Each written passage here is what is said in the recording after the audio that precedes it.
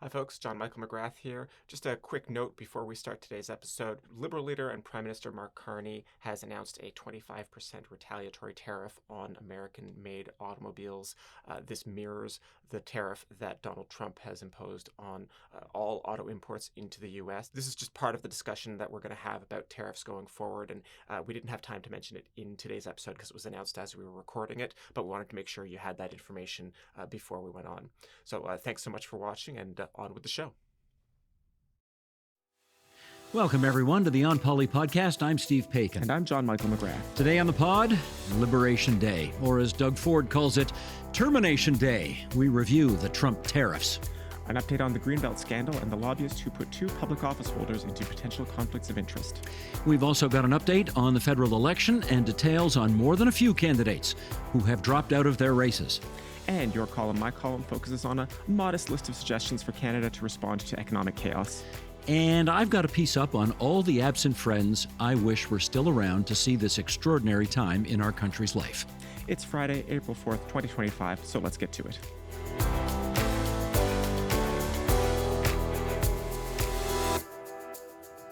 Hey, partner. Hello, sir. Little sugar to start with there. Absolutely. And I missed you last week. Yes, we held the fort down. I think we did okay. Actually, you did fabulous. And thank you to Jessica Smith-Cross from the Trillium, who pinch hit for me last week. I do need to, what do I say? I do need to share with you how broken my heart was. You have some notes. I do have notes because I did watch, of course. You wore a sports-related jersey last week. I did. You wore a Blue Jay jersey. Yes.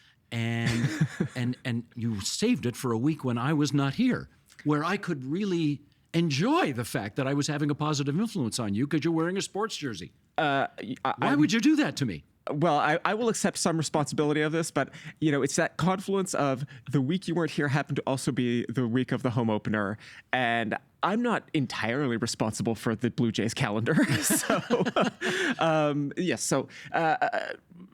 Some other fortuitous time in the Blue Jays calendar this year, I will find an excuse to wear some kind of Blue Jays insignia on the pod. And that would worm your way back into my heart once again. I'm glad to hear that. Now, this week, as you can see, I'm firmly planted on Earth. You're firmly planted not on Earth. Somewhere in the solar system. Out in the solar system somewhere, because I get it. That's all. Yes. That's Mercury, Venus, Earth.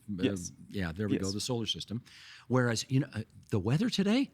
Oh, absolutely. It's absolutely balmy. I think it's, it's pushing 20 degrees here. So needless to say, my thoughts start to turn to driving up Highway 400 to Highway 69, over the 17, down to Manitoulin Island, down 6, and I'm starting to think about that now. Starting to plan opening the camp up. I am indeed. Oh, good for you. See? Camp. I've been paying attention. Been doing this for a few years now. There we go. Now, we have often joked on this podcast about the fact that I used to work with your father back in the day, and now I'm working with your father's son, which I assure you doesn't make me feel ancient. Don't worry about it. But it's a big time for your dad, right? Yes. Yesterday was his 75th birthday, Isn't and that I hope he doesn't mind me letting the number out into the world. An important milestone for him. Dad, happy birthday. And, I've been thinking, I think the last time we mentioned a milestone birthday of my father's on the podcast was before we were on TV. It was 5 years ago for his 70th, and it was COVID. And you and I were talking about my dad. You were in your attic, and I was in the linen closet of my home. That's right. Well, your dad may be 75, but he sure doesn't look or act 75. He has stayed very, very active. Yeah. An above average dad, a really, really above average grandfather. He's really putting the work in with his grandchild. Hang on a sec. An above average dad? More than an above average grandfather? Come on, we can do better than that. He's an awesome dad. Yes, and but truly, truly enjoying this part of his life too. So that is wonderful. Now, his is not the only significant red letter date today. I have, this one's going to be a bit nerdy, I'm afraid. And I actually... that's our brand. I brought this in from home. Can I show you? Sheldon, meet me on camera 3, if you would, for a second here. I actually have this up in my living room at home. 132 years ago today, the very first ever Ontario legislature had its very first ever sitting. And as you can tell, can I point to a few things here? I mean, that might be the press gallery up there, and no, that is not my picture up there. I did not cover these events. But here are the members of the first Ontario legislature, and somewhere in that picture is John Sandfield Macdonald. I think that's him right there, who was our first ever premier. Yes. Not John A. Macdonald, who was the first prime minister. Yes. This is John S. Macdonald, the first premier. And I just thought this was cool. It's on this date, 132 years ago, the first parliament sat. And so I brought this in to show everybody. I'm so curious about the timing there, because the election for that first legislature was in the summer, because they had to hold an election after the British North America Act created, the province of Ontario in July of 1867. And so... But it came later. Held the election and not actually sat the legislature for months and months and months. Things worked differently back then. But that is just sort of occurring to me now that they took their time. I guess so.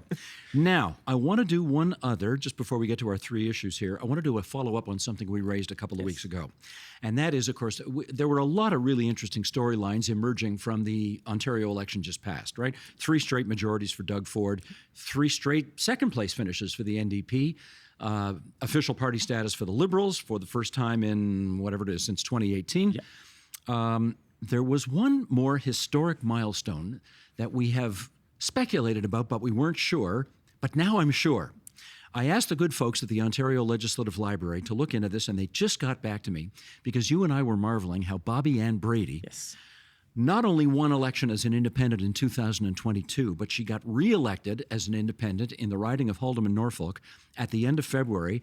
She won by 2,000 votes 2 elections ago. She won by 20,000 votes in the election just passed, and she is the first independent ever in Ontario history to be re-elected as an independent.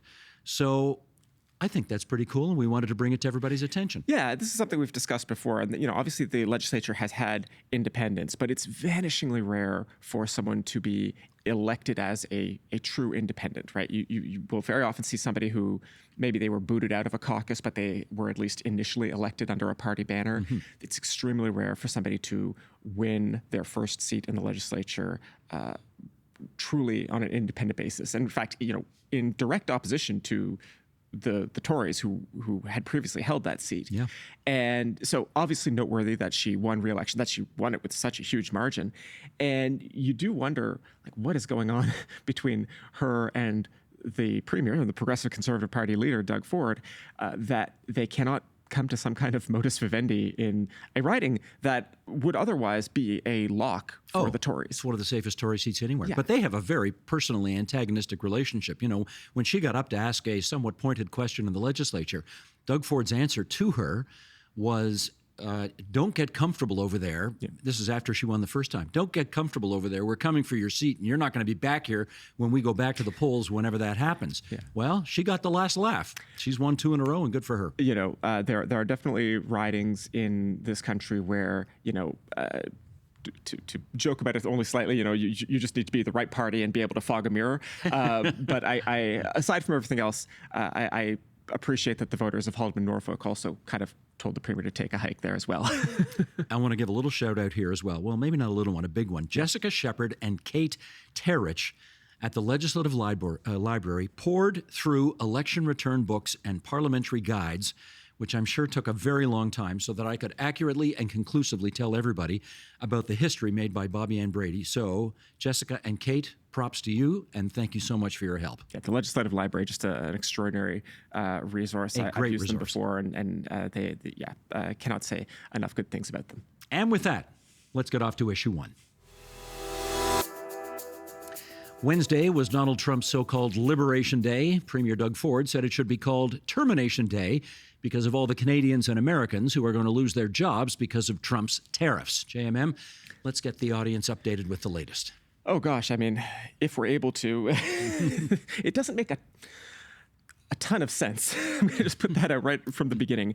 The big news here is a global tariff of 10% that the president has imposed on all imported goods to the United States, basically a minimum tariff level of 10% on all countries, and also places that are not countries, and I'm going to get back to that in a moment. I think I know where you're going. So far, Canada and Mexico have been spared this particular announcement, but previous announcements about tariffs on Canadian and Mexican goods are merely suspended at the moment. They have not been repealed.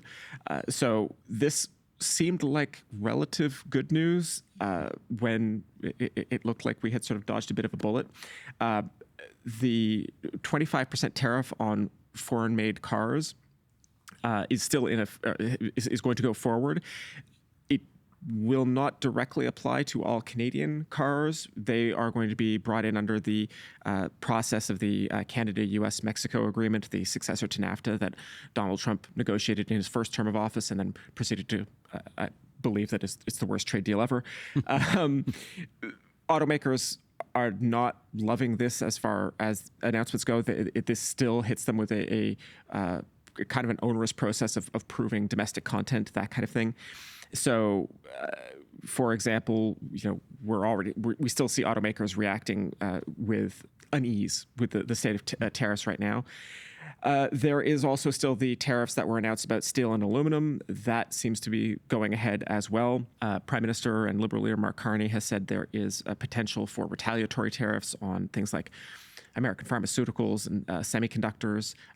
We might see counter tariffs on lumber. Obviously, Canada and the U.S. have a long-standing disagreement about how we pay for lumber and how they pay us.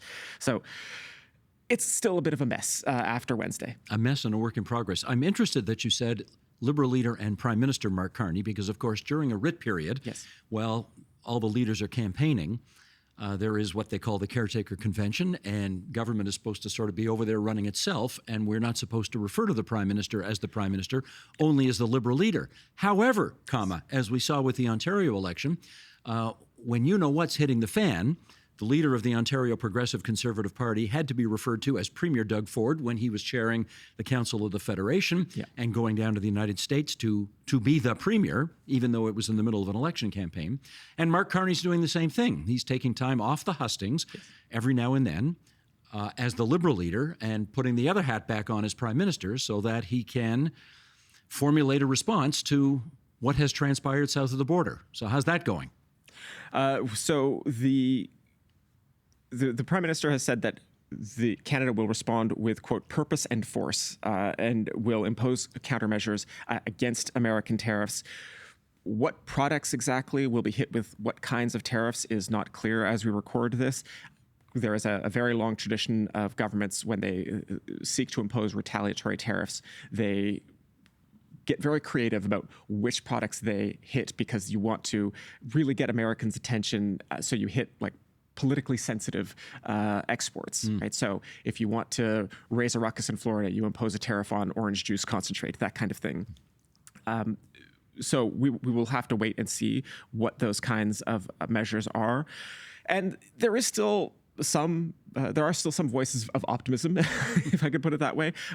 Premier Ford has been on American news doing the rounds again, or still, and he said this week that he believes that there's a path to get back to zero tariffs between the U.S. and Canada, which is obviously the end goal we want to get to, right? We want to get back to the situation where we were, where there's functionally zero tariffs on the vast majority of traded goods between our two countries, which was, of course, the situation on January 19th of this year. This was not like the distant past.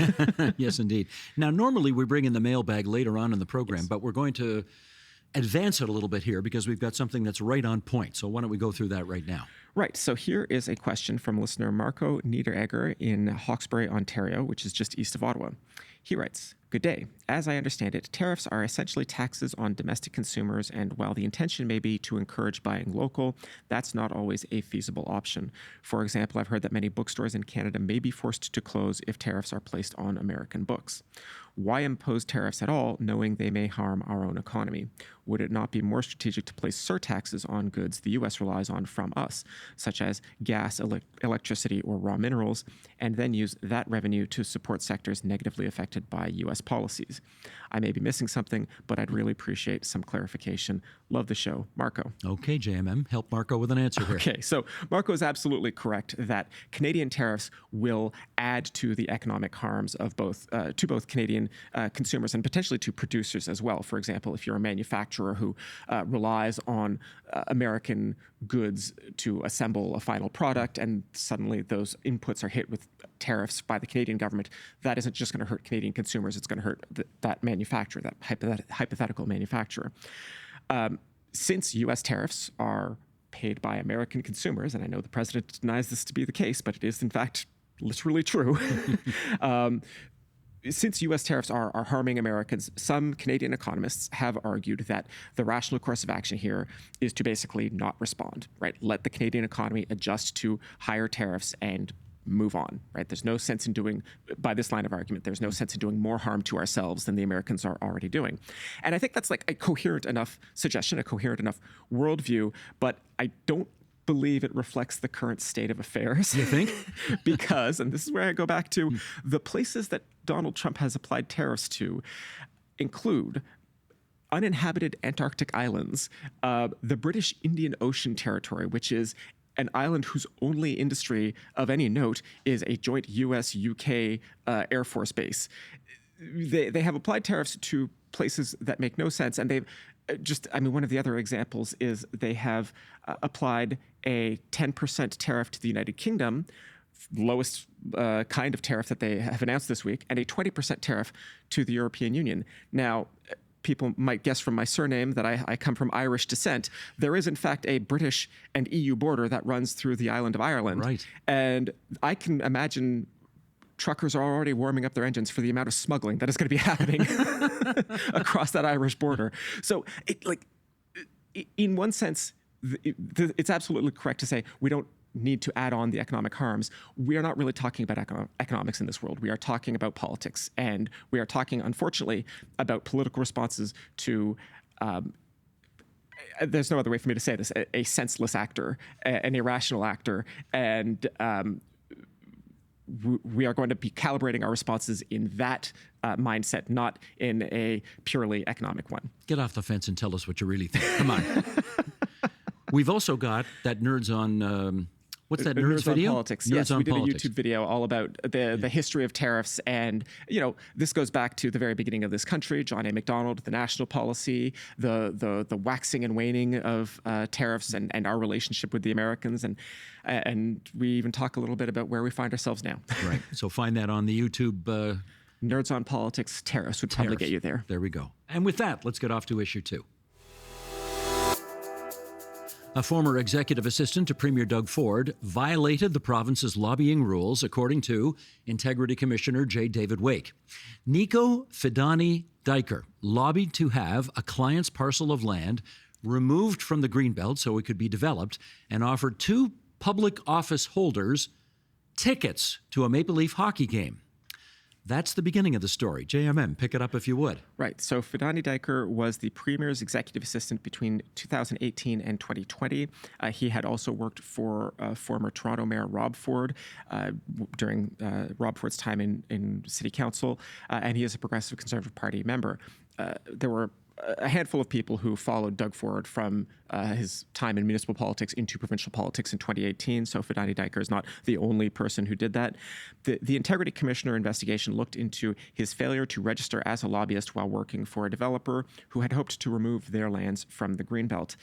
In case our audience has forgotten, the provincial government had planned to make boundary changes to the Greenbelt. This was announced after the 2022 election.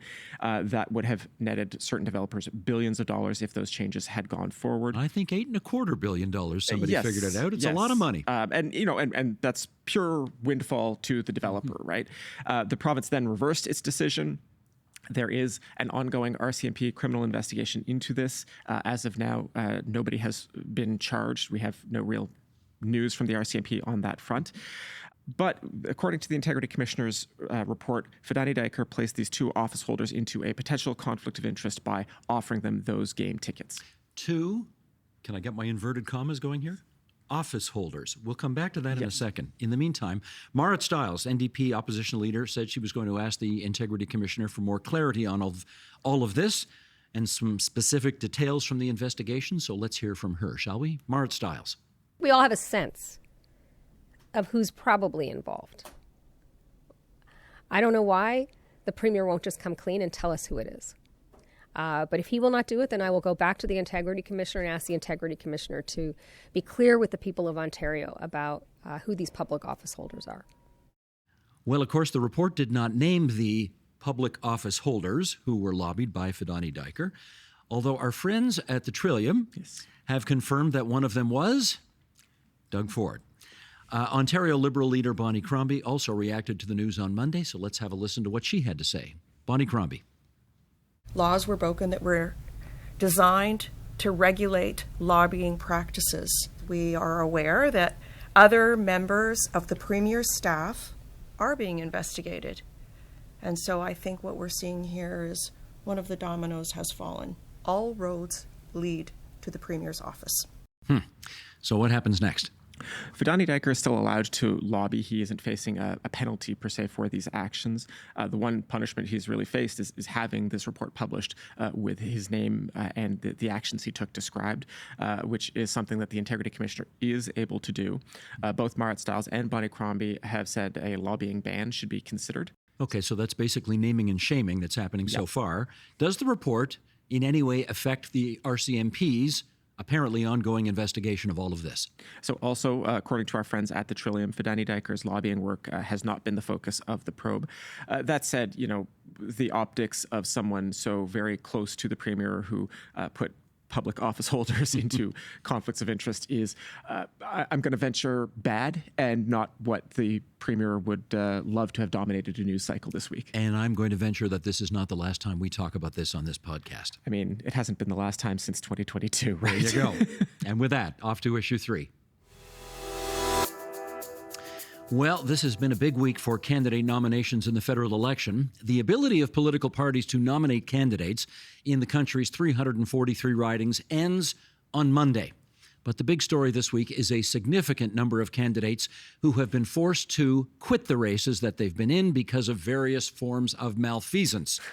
We have a bit of a list here, JMM. Shall we start to go through this? Yes. I like the word malfeasance, by the way. So the biggest story of the week, I think, is uncritically the Liberal former candidate for Markham Unionville, Paul Chiang. He was the former sitting member in that riding.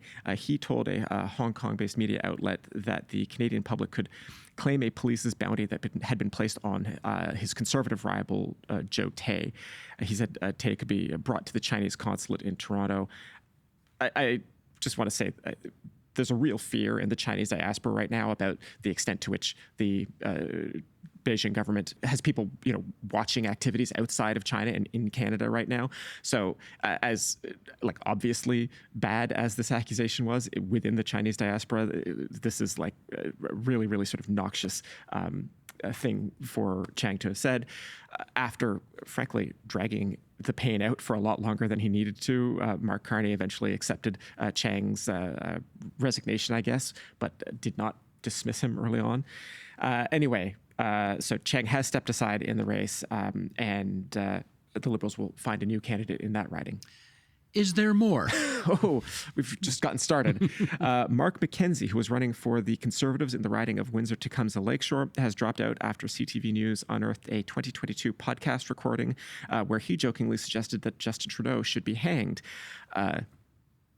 Also a noxious suggestion and something that people just shouldn't say. I'm just going to go out on the limb there. Go out on a limb and say that. The Conservative Party acted pretty swiftly when the CTV News report came out and turfed McKenzie. Is there more?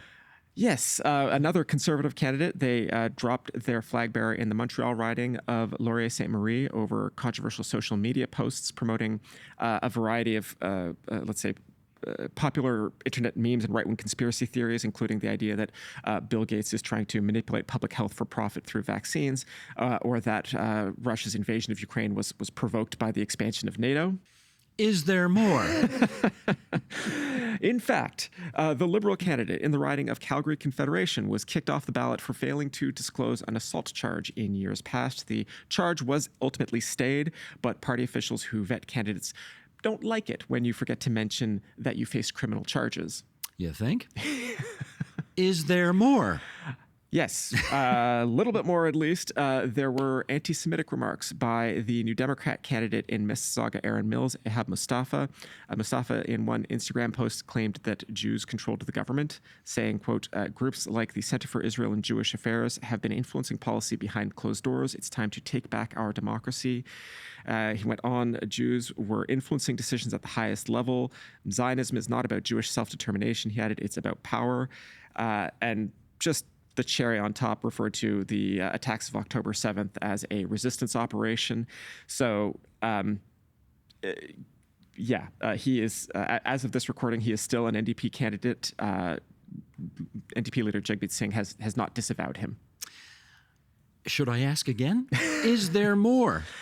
So if we want to include two candidates who were former MPs under their party banners and were told not to run again, we can include Han Dong from Don Valley North. Han Dong was also a former MPP under the Wynn Liberals.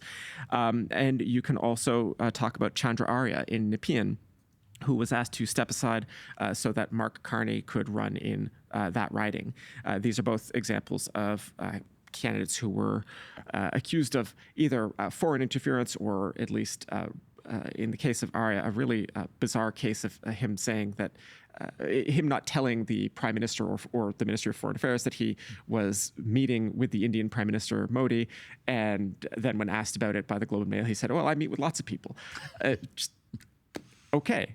So yes, those two candidates were sitting Liberals in the last parliament, or were elected as Liberals and are not running again. We should say Han Dong has very much vehemently denied that there was any foreign interference involved in his situation, and I think he's in the midst of a lawsuit still against Global Television, who reported that originally. Yes. So we definitely want to put that on the record. Okay, as far as I know, as we sit here taping this, I think that's it in terms of candidate difficulty so far, but I don't think we can assume that that's the end of this practice. With social media, we all have a digital footprint, and given enough time, effort, and research, the research bureaus of all of the political parties are working overtime right now trying to find inappropriate stuff about all the candidates out there because, of course, this does knock a leader. Just look at Mark Carney for the past few days. Yeah. Until Chiang stepped down, this knocked him off his message track for about 3 or 4 straight days.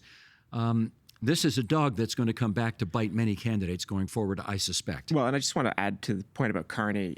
Mark Carney started off this week by talking about housing policy and made a really substantive announcement of I would say, a very ambitious housing policy. And I wrote about it for tvo.org for the website. And as far as I can tell, the whole Chiang affair, if I could put it that way, totally derailed his announcement. He went and he did his availability. It took questions from reporters, and every single question was, unsurprisingly, about Chiang, and nobody asked him about housing policy. Mm-hmm. And it just stepped over one of the most important announcements he's made in the campaign so far.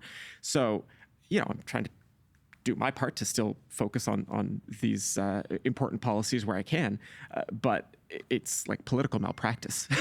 There used to be a guy who worked for Mike Harris in the Ontario Premier's office named Paul Rhodes. Yeah. His dad actually was a cabinet minister in Bill Davis's government. Paul Rhodes used to say his advice to his first minister was, figure out where the story is going and then go there. Yes. And that way, you don't drag out over 3, 4, and 5 days a story which inevitably is going to take you to a place you have to go. Yeah. I have to say, if we're just objectively looking at this, Pierre Poilievre's team made a decision very quickly that their candidates did not meet a certain standard. They cut loose from those candidates right away, and those became, minor blips on the conservative hustings. Not the case with the Liberal Party, where this thing dragged out and dragged out and dragged out and raised a lot of questions about whether, I think Mark Carney used the expression, this was a teachable moment for him. And yes. It sure was. Yeah. And then, we mentioned a New Democrat candidate as well. There is some speculation as to whether the NDP are even going to be able to put a full slate of candidates up by Monday. So that will just be one other thing that I will be watching for this election so far. Indeed. Okay, with that, let's move off to your column, my column. Okay, everybody, time now for our regular feature. You know it, you love it. It's called Your Column, My Column, in which JMM and I reminisce about the columns we wrote for our website, tvo.org, over the past week. What have you got for us today? So we are in the midst of a lot of economic uncertainty, and some people are pitching big ideas to help the country weather the potential loss of our biggest customer south of the border.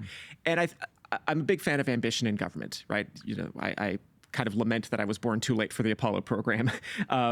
And I don't want to discourage governments from being ambitious, but I also think there's a lot that Ontario could do right now that would just get us to like middling level, that would still be very, very good. And, you know, I look at the state of Ontario's correctional centers, which are horribly overcrowded. And we have learned from reporting from the Toronto Star, people are dying in extremely high numbers in correctional centers. You know, at the, I believe it's the Maplehurst Correctional Center, almost as many people have died in the last year as died across the entire province's, you know, set of correctional centers just a decade ago. So, you know, I'm not saying that we should build prisons as a jobs program, but we happen to have a badly overcrowded prison system right now.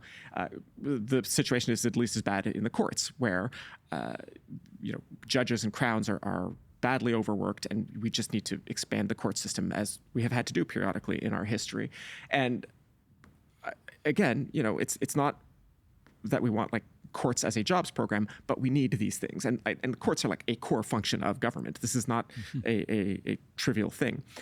And then, you know, even when you get sort of further afield, I like, you know, we live in Toronto, and I think a lot about our transit system here, and like just getting the TTC to the reliability it had like 10 years ago.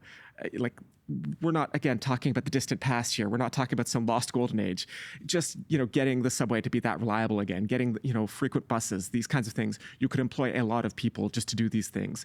And I think that we should, again, as much as I love ambition in public policy, as you know, I love that, you know, the speech that John F. Kennedy gave about, you know, sending a man to the moon and returning him to the earth within a decade. No, but he didn't say decade. He said decade. Decade, yes.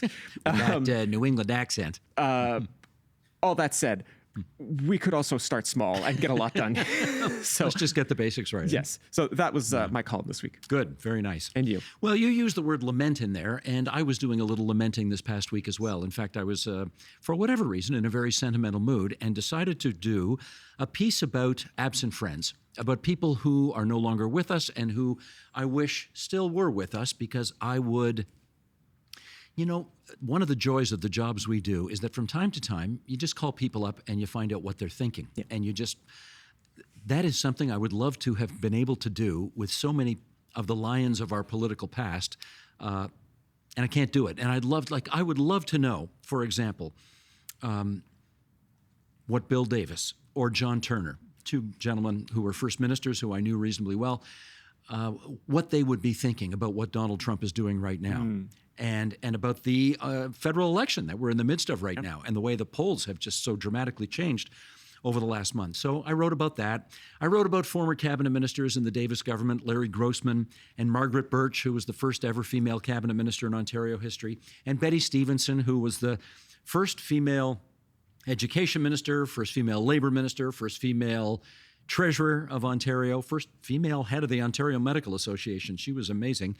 And I can just imagine what Betty Stevenson would be saying about Donald Trump right now. I think she was 4'10" and one of the toughest people I ever met in my life. I think about the backroom advisors like Hugh Segal, who was a chief of staff to a former prime minister and a former premier, or John Duffy, who of course was a real great liberal backroom guy, strategist, one of the smartest guys I've ever met. Love to have been able to call them up and just find out what they're thinking right now, and alas, we can't. So I raised my glass in a column to absent friends. Yes. There we go. I'd actually add one more name to the mix, and this happened after my column was published, and that is, again, for people of a certain generation, like your dad, incidentally, the name Claire Westcott was a very big deal 40 and 50 years ago. Claire Westcott was one of Bill Davis's closest friends. The two men talked almost every day after they both got out of politics. He was working in the Premier's office, and his I don't know if this was his official title, but it's certainly what he did. He was a fixer. Yeah. He was a fixer. If somebody called the Premier's office and said, we really would appreciate your help getting this issue moved forward because it would be really good for business, Claire Westcott was the kind of guy who said, there's an orphan's shelter just up the street from Queen's Park where there are 50 kids who don't have parents who live. And I bet they'd love to go see the Maple Leaf hockey game this Saturday night. What do you say you get some tickets for them, give them the tickets, and then we'll see what we can do about your problem. Now, you'd never be allowed to do any of that today. No. But that's how they sort of fixed problems back in the day. And Claire Westcott just died this week. He was 100 years old. Wow. And he started as an Ontario Hydro lineman. Right. And he worked his way all the way up to senior advisor in the office of the Premier of Ontario. Probably before it was called Ontario Hydro, probably back when it was called HEPCO. Oh, yeah, right? I'm sure you're right.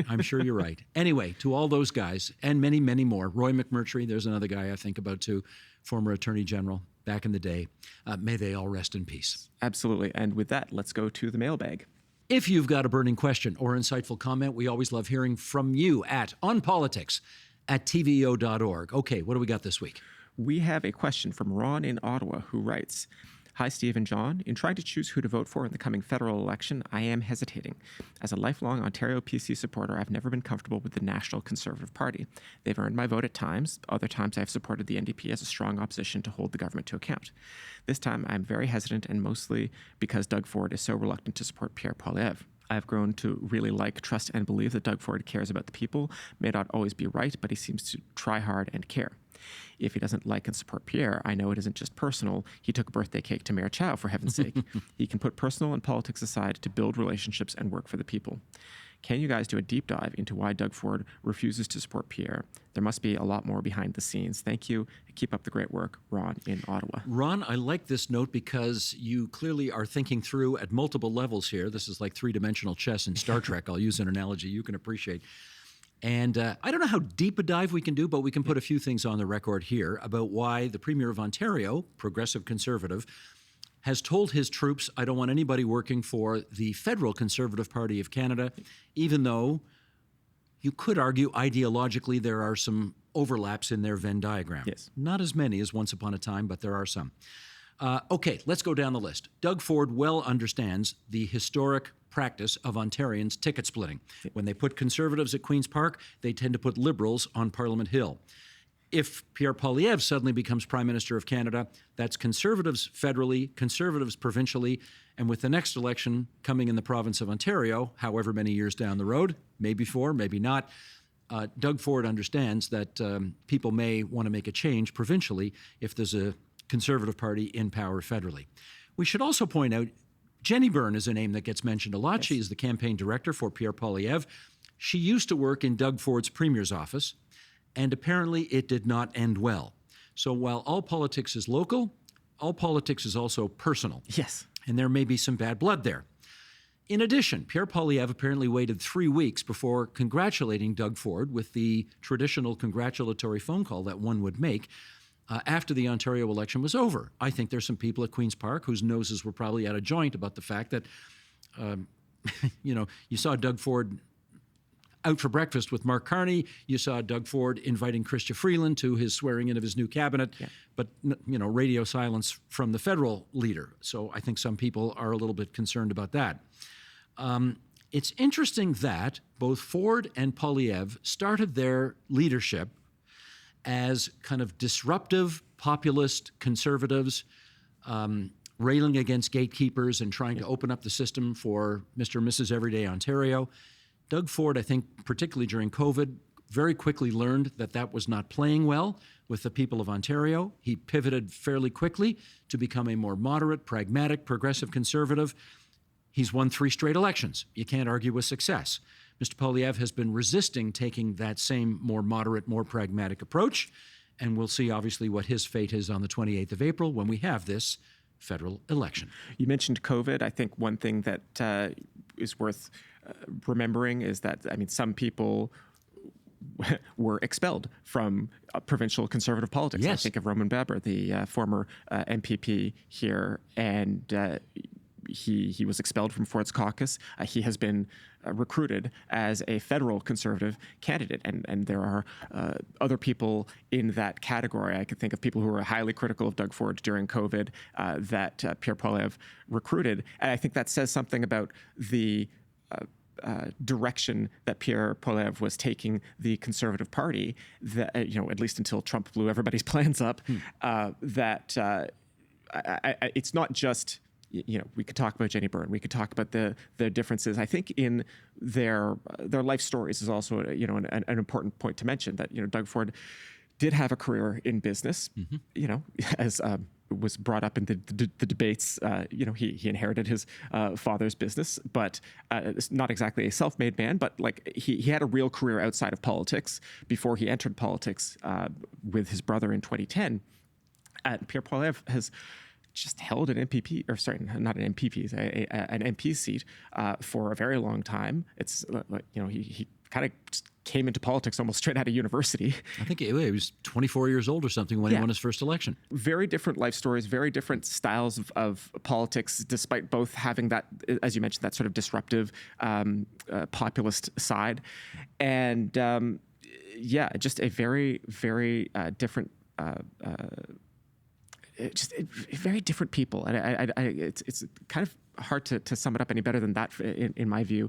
I don't know, maybe actually they would get along famously if they held more phone calls, but clearly there is just some breach there. Indeed. You want to give the email address one more time? Right. Again, if you would like to ask about any content on the show, please email us at onpolitics@tvo.org.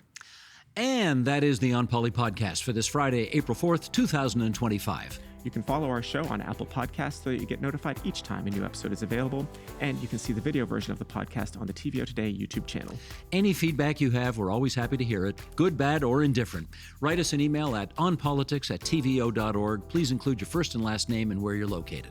This week's episode was produced and edited by Matthew O'Mara. Video editing by Colin Kish. Production support from Jonathan Hallowell and TVO's Digital Media Services team. Our managing editor is Katie O'Connor. Lori Few is the executive producer of Digital. John Ferry is vice president, programming and content. Before we sign off, we always like to offer special thanks to our crew for shooting the show, making it sound good, making it look good. So thanks, guys. And until next Friday, bye-bye. Bye-bye.